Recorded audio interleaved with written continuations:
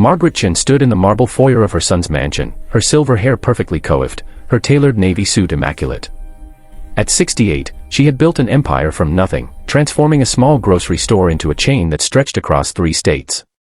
But wealth had taught her a hard lesson. Money revealed character like nothing else could. Her son Daniel had married 6 months ago.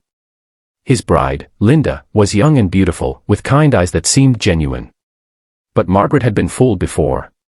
She needed to know if Linda's warmth was real or merely a performance for the family matriarch.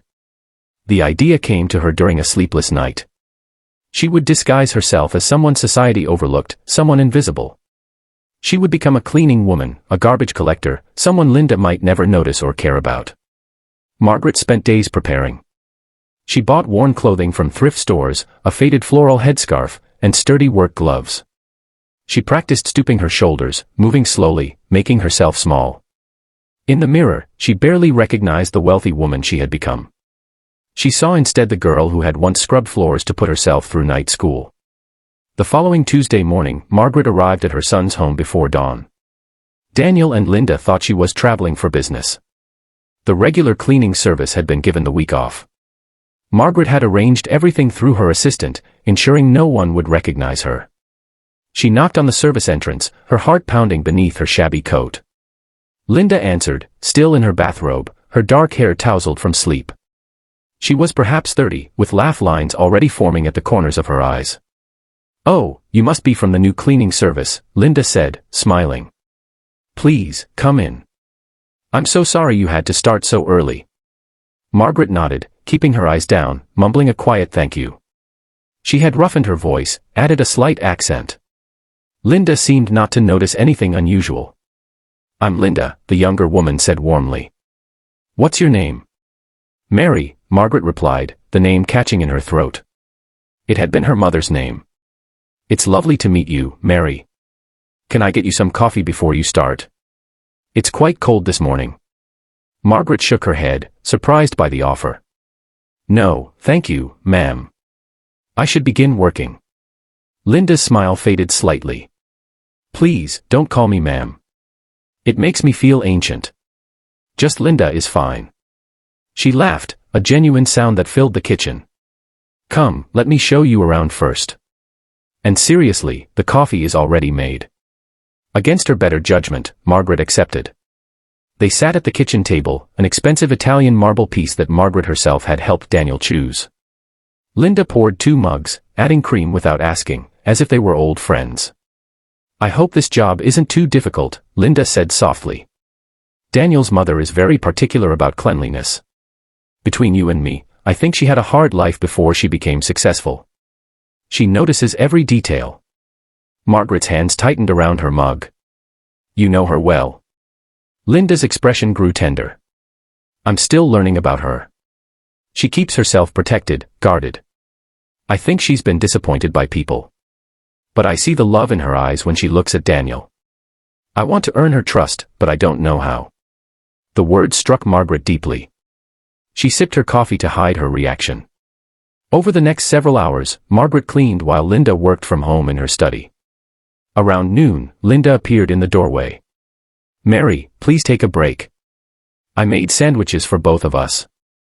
"That's not necessary," Margaret protested. "I know it's not necessary.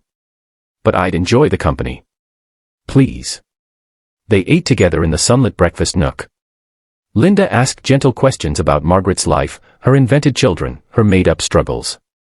Margaret found herself almost believing her own story, remembering the years when such struggles had been real. "My mother-in-law grew up with very little," Linda shared, gazing out the window. "Daniel told me she used to clean houses to support her parents. She put herself through school while working 3 jobs. I can't imagine that kind of strength." Margaret felt tears threatening. She turned away, pretending to cough. The afternoon brought an unexpected test. While Margaret cleaned the second-floor hallway, she deliberately knocked over an expensive crystal vase. It shattered across the hardwood floor, fragments glittering like diamonds. Linda rushed upstairs at the sound. Margaret braced herself for anger, for accusations, for dismissal.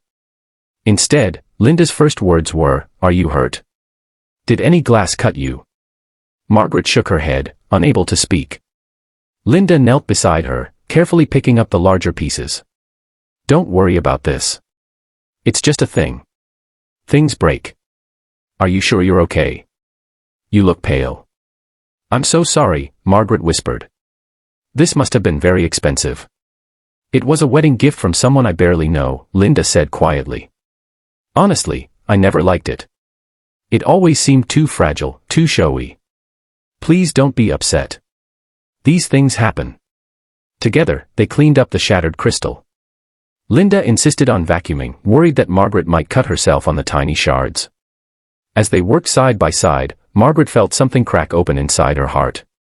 Late in the afternoon, as Margaret prepared to leave, Linda pressed an envelope into her hands. I know the agency pays you, but I wanted to give you something extra.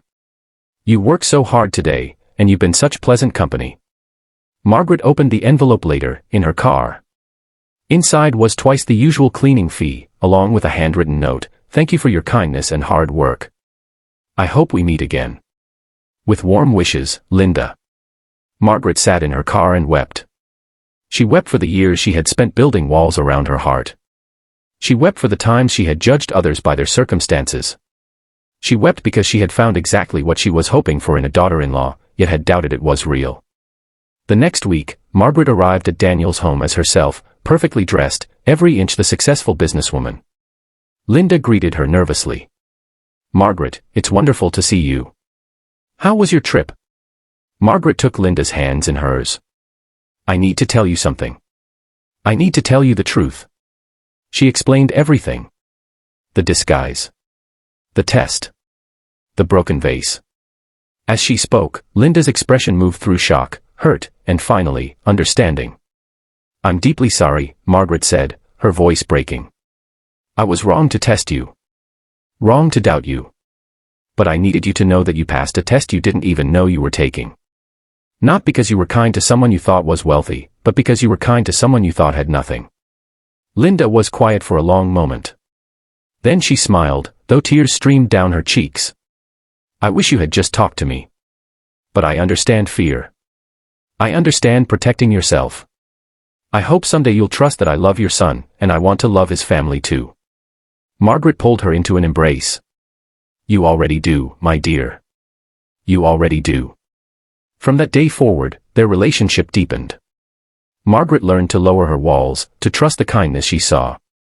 Linda learned about Margaret's past, about the struggles that had shaped her into someone both strong and cautious. Years later, when Margaret's granddaughter asked why she was so close to Grandma Linda, Margaret smiled. "Because she taught me that real character isn't shown when people know who you are. It's shown when they think you're nobody at all. And your Grandma Linda has the most beautiful character I've ever known." True kindness, Margaret had learned, doesn't calculate worth. It simply gives because giving is right. And that lesson, learned late in life, had become her most treasured wisdom.